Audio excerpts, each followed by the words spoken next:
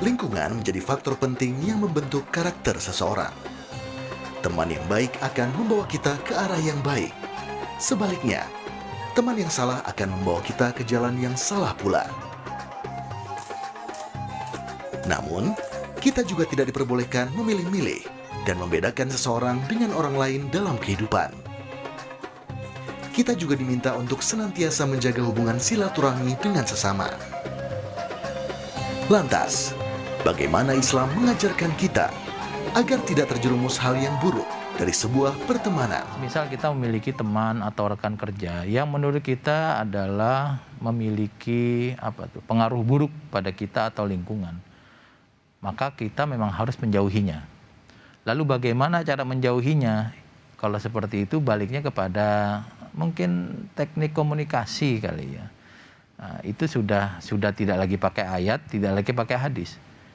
Yang ada adalah bagaimana kita cari cara yang sesuai dengan orangnya, yang sesuai dengan diri kita, yang kita rasa bisa menyampaikan pesan ini ke dia, atau kalaupun tidak bisa dan kita memilih untuk menghindari bertemu dengan dia, tidak memunculkan kesalahpahaman baru.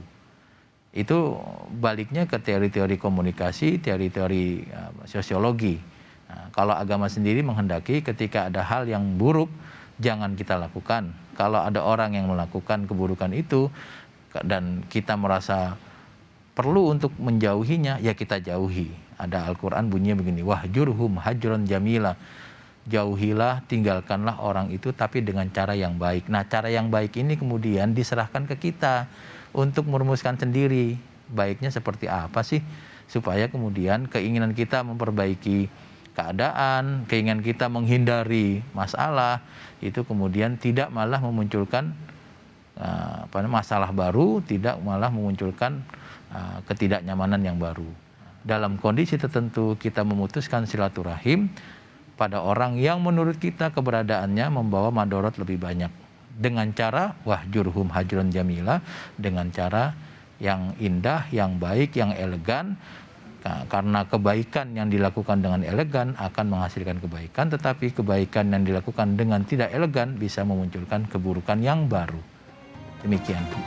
Di dalam surat Al-Furqan ayat 27 hingga 29 Allah berfirman, "Dan ingatlah pada hari ketika orang-orang zalim menggigit dua jarinya, menyesali perbuatannya seraya berkata, wahai sekiranya dulu aku mengambil jalan bersama Rasul. Wahai celaka aku sekiranya dulu aku tidak menjadikan si fulan itu teman akrabku.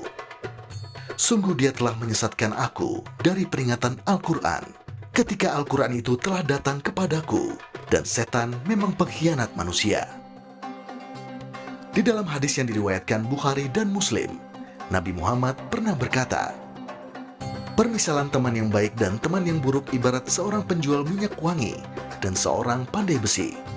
Penjual minyak wangi mungkin akan memberimu minyak wangi, atau engkau bisa membeli minyak wangi darinya. Dan kalaupun tidak, engkau tetap mendapat bau harum darinya. Sedangkan pandai besi bisa jadi percikan apinya mengenai pakaianmu. Dan kalaupun tidak, engkau tetap mendapatkan bau asapnya yang tak sedap." Hadis riwayat Bukhari dan Muslim. Seorang mukmin merupakan cerminan dari saudaranya yang mukmin. Memilih teman yang baik adalah sesuatu yang tak bisa dianggap remeh. Karena itu, Islam mengajarkan agar kita tak salah dalam memilihnya.